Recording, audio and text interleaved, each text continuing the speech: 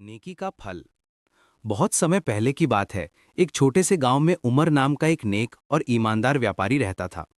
उसकी दुकान गांव के बीच में थी और वो अपने सीधे साधे स्वभाव के लिए मशहूर था।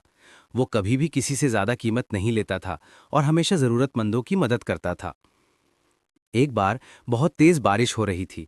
उमर अपनी दुकान बंद करने ही वाला था कि तभी एक बूढ़ा, थका हुआ और भीगा हुआ मुसाफिर यानी यात्री उसके पास आया। मुसाफिर बहुत भूखा लग रहा था और उसके पास खाने के लिए कुछ भी नहीं था। मुसाफिर ने धीरे से कहा, भाई, मैं कई दिनों से भूखा हूं।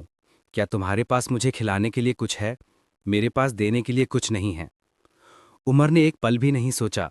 उसने मुस्कुराते हुए मुसाफिर को अपनी दुकान के अंदर बुलाया। उसने उसे एक गर्म चाय दी, ढेर सारी खजूरें दी और अपने घर से ताज़ी रोटी भी मंगवाकर खिलाई। उमर ने मुसाफिर से कहा, आप बेफिक्र होकर खाइए, मेहमान अल्लाह की रहमत होते हैं। मुसाफिर ने पेट भर के खाना खाया और उमर का शुक्रिया अदा किया। उमर ने फिर उसे अपनी चादर दी ताकि वो खुद को सुखा सके और रात गुजारने के लिए एक जगह का इंतजाम भी किया। कुछ दिनों बाद मुसाफिर ने उमर को अलविदा कहा और आगे अपनी राह पर चल पड़ा। उमर ने उसे कुछ पैसे भी दिए ताकि वो रास्ते में खाने पीने का सामान खरीद सके। कई साल बीत गए। उमर की ईमानदारी और मेहनत से उसकी दुकान और भी अच्छी चलने लगी थी। एक दिन शहर का सबसे बड़ा और अमीर व्यापारी, जिसका नाम हामिद था, उस गांव में आया। वो उमर की दुकान पर आया और उसे पहचान लिया। वो वही बूढ़ा मुसाफिर था जिसे उमर ने कई साल पहले मदद दी थी। हामिद ने उमर से कहा, क्या तुमने मुझे पहचाना? मैं वही मुसाफिर हूं जिसे तुमने उस बारिश वाली रात में पनाह दी थी। उमर को ये याद आया और वो हैरान रह गया।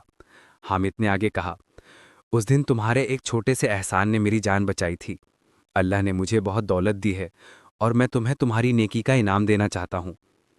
हामिद ने उमर को अपना साथी यानी पार्टनर बना लिया और उसे बहुत बड़ी रकम दी। उमर की जिंदगी बदल गई, लेकिन उसने कभी अपनी सादगी और नेकी नहीं छोड़ी। इस कहानी से हमें यह सबक मिलता है कि नेकी कभी भी बेकार नहीं जाती। अगर हम सच्चे दिल से किसी की मदद करते हैं तो उसका फल हमें ज़रूर मिलता है, चाहे आज मिले या कल। अल्लाह की नेमतें हमेशा उन लोगों पर होती हैं जो दयालु और सच्चे होते हैं।